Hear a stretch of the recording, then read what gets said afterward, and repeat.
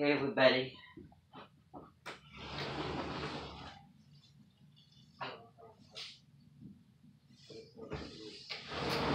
Alright, I'm going to be sitting down because Lord knows I don't want to be having to stand up while we're going through this short story because I just want to get through this. I don't want any distractions because it's only going to put it off. It's going to take up more memory and we're just going to have less time. So, the best way to do it, and the easiest and most effective way to do it is to do it. And I think that this year is just, all about, commitments and starting new. And I think that I'm going to plan on getting rid of stuff just so that I can feel like my mental slate is, a little bit more cleared away. And that means that we are not going to continue reading Dragon Rider. I cannot continue to do something that I will only be half motivated. I know that I'm not going to commit. And, it's funny to think that you were all reading something that was so hard to picture. And if you were all younger, if I was younger, that'd be different. But I'm not. And I really feel like I outgrew that. And plus, it's just not the right thing. It's not, realistic in reality. And it's not really, tying to Scorpio. And I think now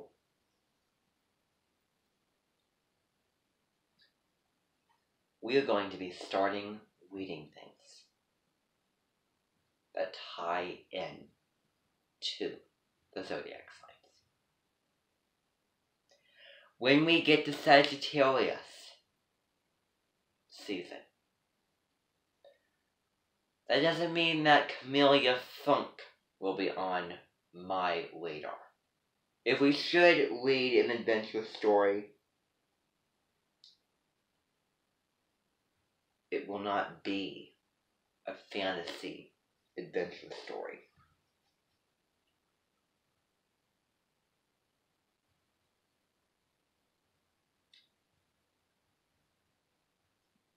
And when we get to Cancer or Virgo season again in September, there is no way that I will allow any of you. And should we have a fire burning in the west again, making the sky over to the south look hazy, should I ever allow you to read Fahrenheit 451 in 1984 again at that time of year? Well, that's just not going to happen. So, I think that, I'm going to be having a new beginning. I've been, dealing with it for too long, and, I think that you can all remember the message of the song We Go On is what I was, reiterating. And I was feeling very emotional, about it this morning, as you could tell, and very, convicting in what I was saying, because it really resonated with me, and it resonated with the situation that we're going through right now. Life goes on. If I could go into the past and I could change things that I didn't like that I did, oh, you bet that I would have already done everything by now. The problem is life is just, it doesn't work like that. And, you need to just move on. Because life goes on.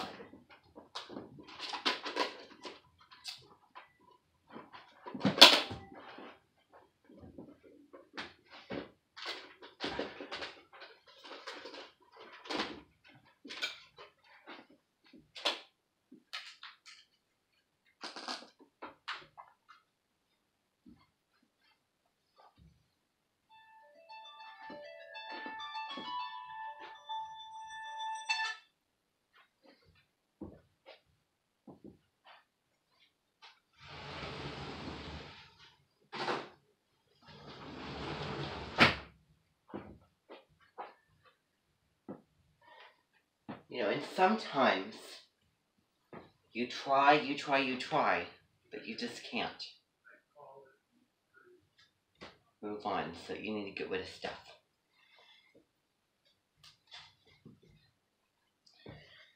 We're going to be doing a little clean out.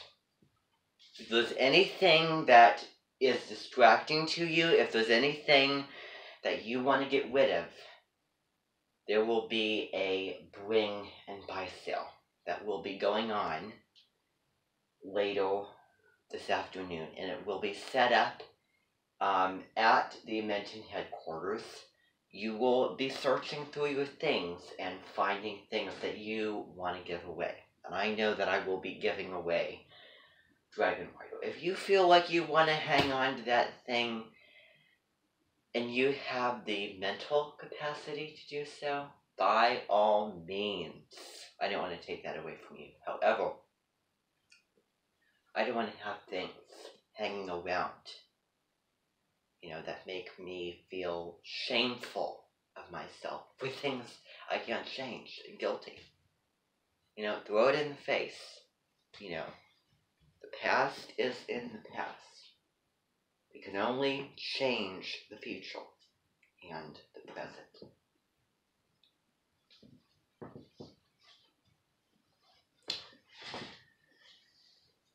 So, you know, out with the old, in with the new.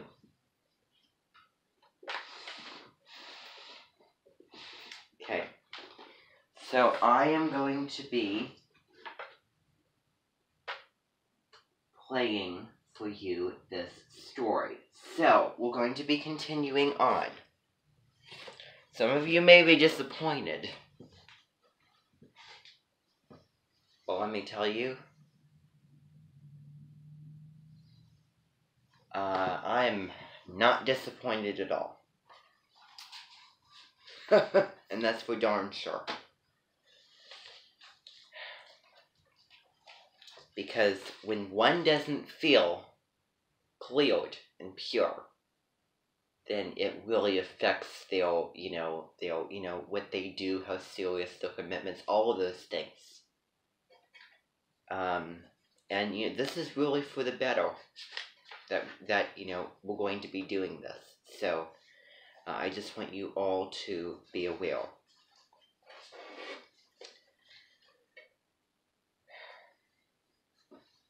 So the only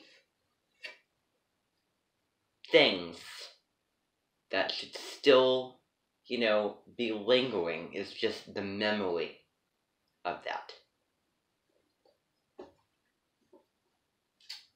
And that's all. And it will probably be maybe years and years until, we would read things like that again. I'm thinking, and it was all marvelous. You were equipped with good inside, so you didn't go to pieces that way, the way most of them had. And you made an attitude that you cared nothing for the work you used to do, now that you could no longer do it. But in yourself, you said that you would write about these people, about the very rich, that you were really not of them, but a spy in their country. That you would leave it and write of it, and for once it would be written by someone who knew what he was writing about. But he would never do it. Because each day of not writing, of comfort, of being that which he despised, dulled his ability, and softened his will to work, so that finally he did no work at all. The people he knew now were all much more comfortable when he didn't work. Africa was where he'd been happiest in the good time of his life, so he'd come out here to start again. They'd made this safari with the minimum of comfort.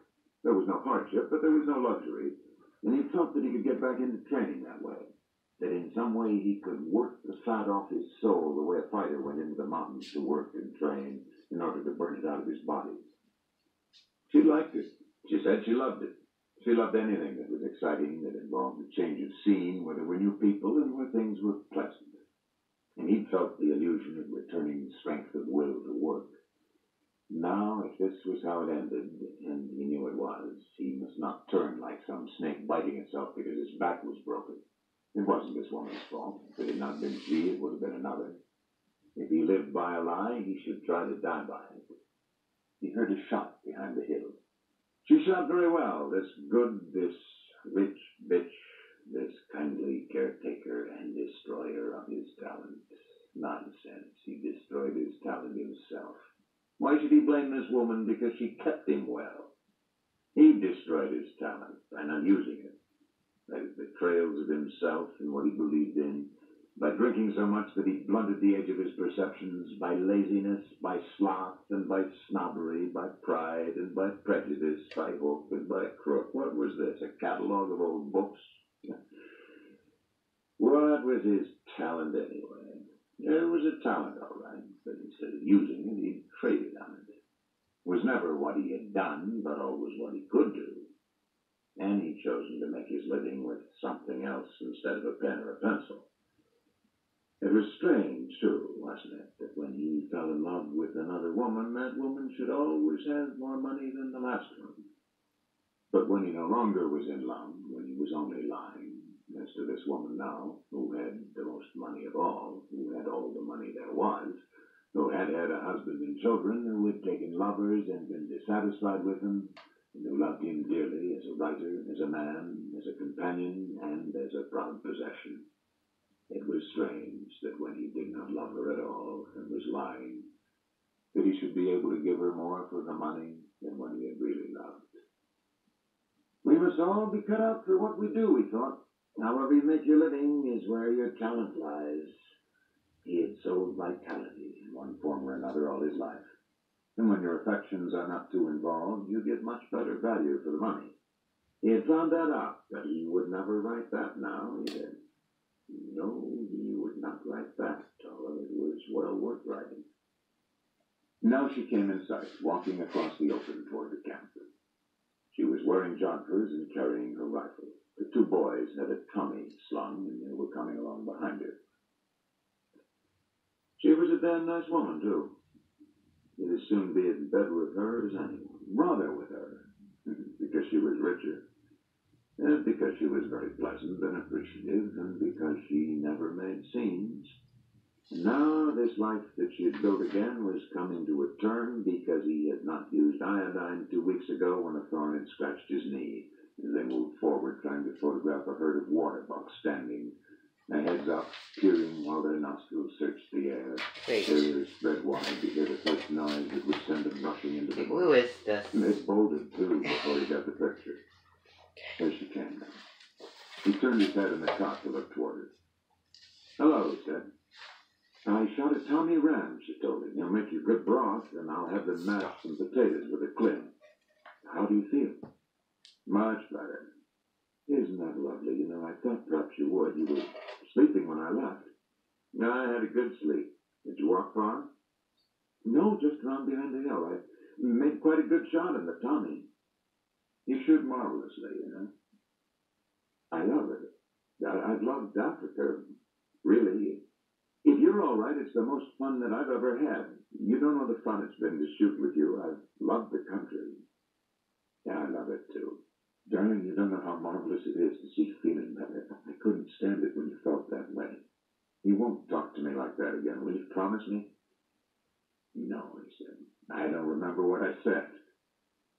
You don't have to destroy me, do you? I'm only a middle-aged woman who loves you and wants to do what you want to do. I've been destroyed 2 or 3 times already. You wouldn't want to destroy me again, would you? I'd like to destroy you a few times in bed, he said. Yes, that's the good destruction. That's the way we're made to be destroyed. The plane will be here tomorrow. How do you know? I'm sure. It's bound to come. The boys have the wood all ready and the grass to make the smudge. I went down and looked at it again today. There's plenty of room to land, and we have the smudges ready at both ends. What makes you think it'll come tomorrow? I'm sure it will. It's overdue now.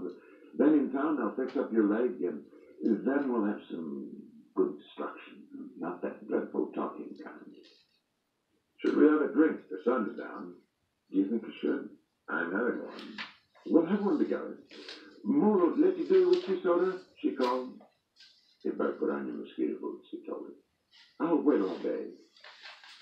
When it grew dark, they drank, and just before it was dark and there was no longer enough light to shoot, a hyena crossed the open on his way around the hill. That bastard crosses there every night, the man said, every night for 2 weeks. He's the one makes the noise at night. I don't mind it. They're a filthy animal, though. Drinking together, with no pain now except the discomfort of lying in the one position, the boys lighting a fire, its shadow jumping on the tents, he could feel the return of acquiescence in this life of pleasant surrender. She was very good to him. He had been cruel and unjust in the afternoon. She was a fine woman. Marvelous, really. And just then it occurred to him that he was going to die. It came with a rush. Not as a rush of water nor of wind, but of a sudden evil-smelling emptiness. And the odd thing was that the hyena slipped lightly along the edge of it. What is it, Harry? She asked him. Nothing, he said. You'd better move over to the other side, to windward. Did Molo change the dressing? Yes, I'm just using the Boric now. How do you feel? A little wobbly. I'm going in to bathe, she said. I'll be right out. I'll eat with you, and then we'll put the cot in. So, he said to himself, we did well to stop the quarreling. He'd never quarreled much with this woman, while with the women that he loved, he quarreled so much that they'd finally always, with the corrosion of the quarreling, killed what they had together. He'd loved too much, demanded too much, and he wore it all out. You remember? Okay, I'm stopping it now because of what just went on in the story. So how do you think that their relationship is feeling along right now? Yes.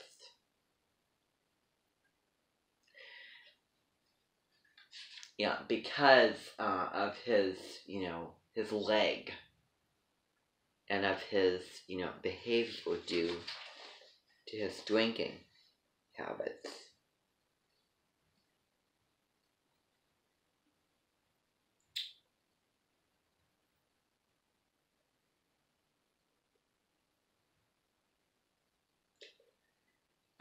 And his wife is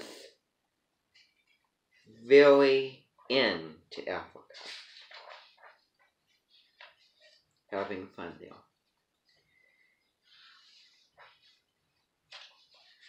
And now there's going to be a little letter. With the good times with them all, and the quarrels. They always picked the finest places to have the quarrels. And why did they always quarrel when he was feeling best? He'd never written any of that, because at first he never wanted to hurt anyone. And then it seemed as though there was enough to write without it. But he'd always thought that he would write it finally. There was so much to write. He'd seen the world change, not just the events, although he'd seen many of them and he'd watched the people. But he had seen the subtle change, and he could remember how the people were at different times. He'd been in it, and he'd watched it, and it was his duty to write of it. But now he never would.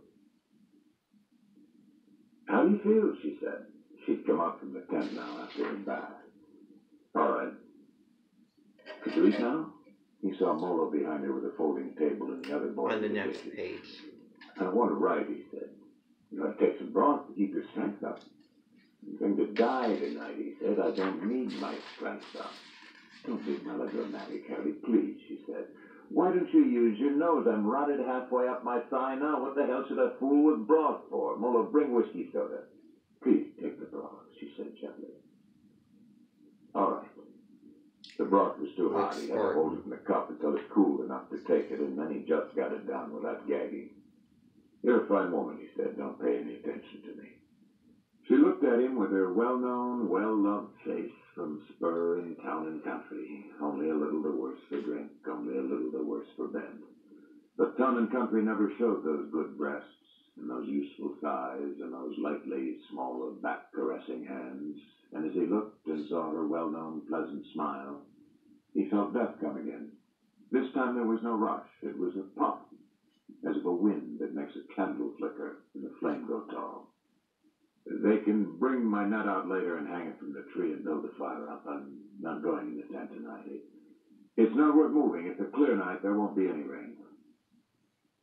So this was how you died, in whispers that you didn't hear. Well, there would be no more quarreling. He had promised that. The one experience that he'd never had, he was not going to spoil now. He probably would So he spoil probably everything. tried himself for Perhaps he wouldn't. already. You can't take dictation, can you? I never learned, you told him. That's all right. There wasn't time, of course.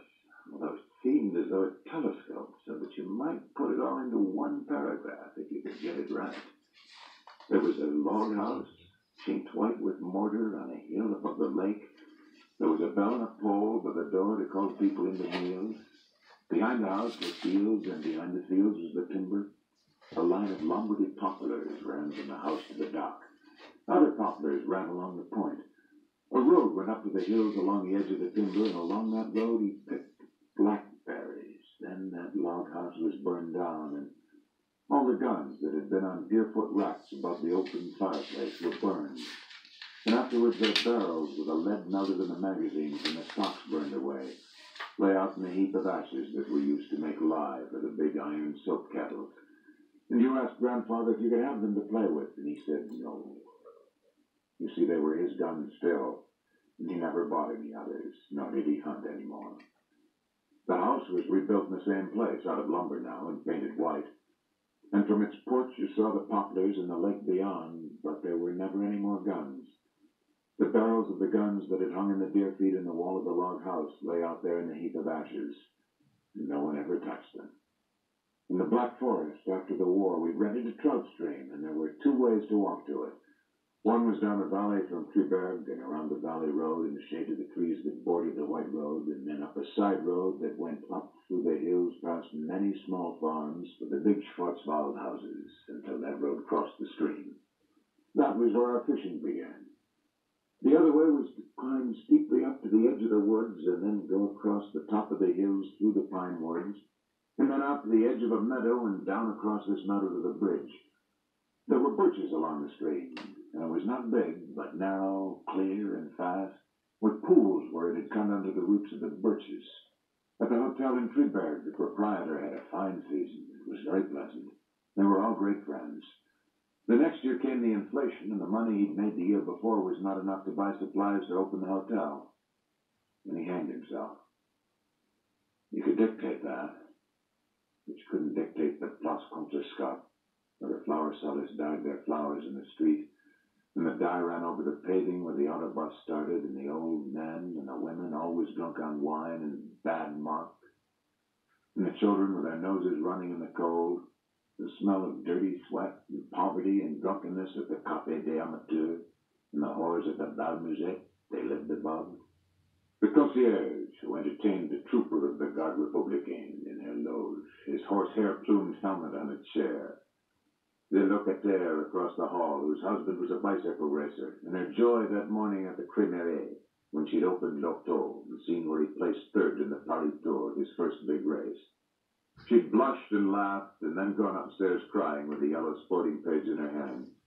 The husband of the woman who ran the Bal Musette drove a taxi, and when Harry, had to take an early plane, the husband knocked on the door to wake him, and they each drank a glass of white wine at the zinc of the bar before they started. He knew his neighbors in that quarter then because they all were poor. Around that place there were two kinds, the drunkards and the sportifs. The drunkards killed their poverty that way, the sportifs took it out in exercise. They were the descendants of the communards, and it was no struggle for them to know their politics. They knew who had shot their fathers, their relatives, their brothers, and their friends when the Versailles troops came in and took the town after the Commune. and executed anyone they could catch with calloused hands, or who wore a cap or carried any other sign he was a working man. And in that poverty and in that quarter across the street from a boucherie Chevalin and a wine cooperative, he had written the start of all he was to do. And never was another part of Paris that he loved like that. The sprawling trees, the old white-plastered houses painted brown below, the long green of the autobus and the round square, the purple flower dye on the paving, sudden drop down the hill of the Rue Cardinal Lemoine to the river, and the other way the now crowded world of the Rue Mouffetard. The street that ran up toward the Pantheon, and the other that he always took with a bicycle, the only asphalted street in all that quarter, smooth under the tires, with the high, narrow houses and the cheap, tall hotel where Paul Verlaine had died. There were only 2 rooms in the apartments where they lived, and he had a room on the top floor of that hotel that cost him 60 francs a month where he did his writing. And from it he could see the roofs and chimney pots and all the hills of Paris. From the apartment you could only see the wooden coal man's place. He sold wine too, bad wine. The Golden Horse's Head outside the Boucherie Chevalin, where the carcasses hung yellow, gold, and red in the open window, and the green-painted cooperative where they bought their wine, good wine and cheap. The rest was plaster walls and the windows of the neighbors.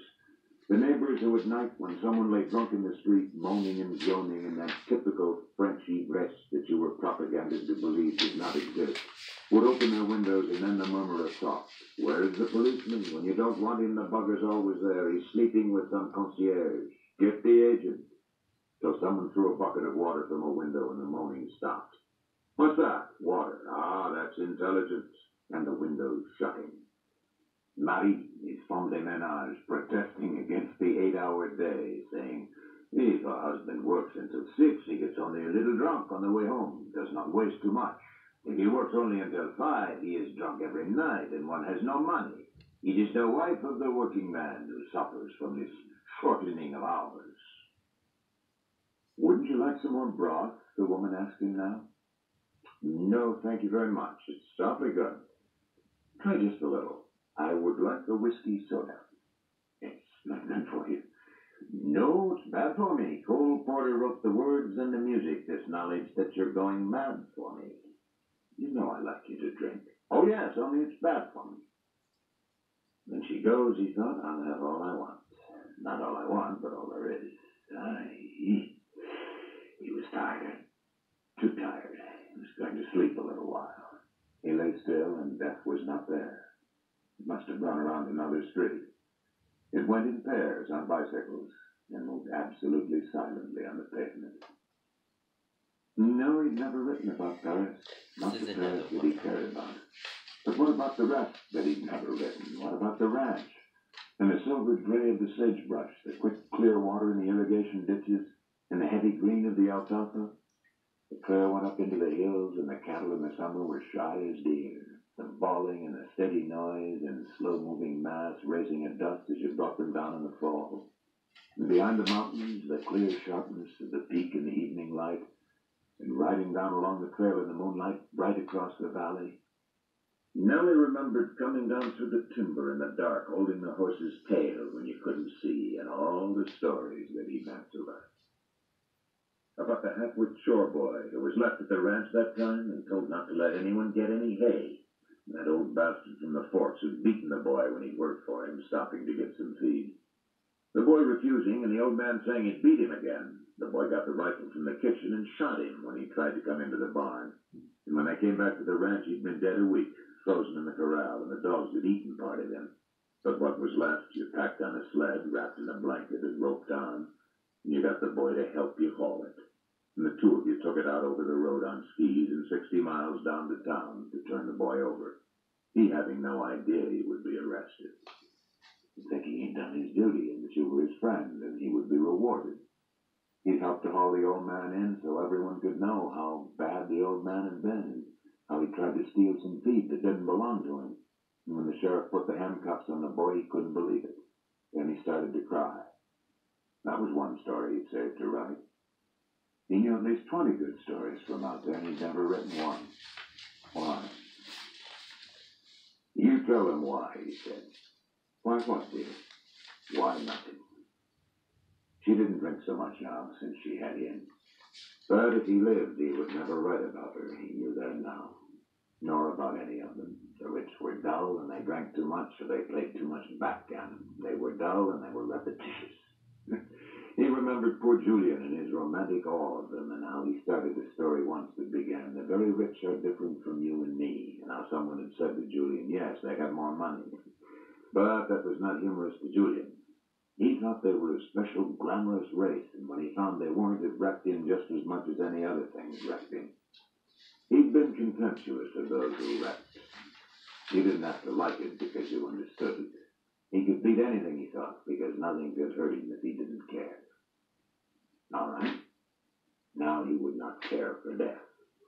One thing he'd always dreaded was the pain. He could stand pain as well as any man until it went on too long and wore him out, but here he had something that had hurt him frightfully, and just when he felt it breaking him, the pain had stopped.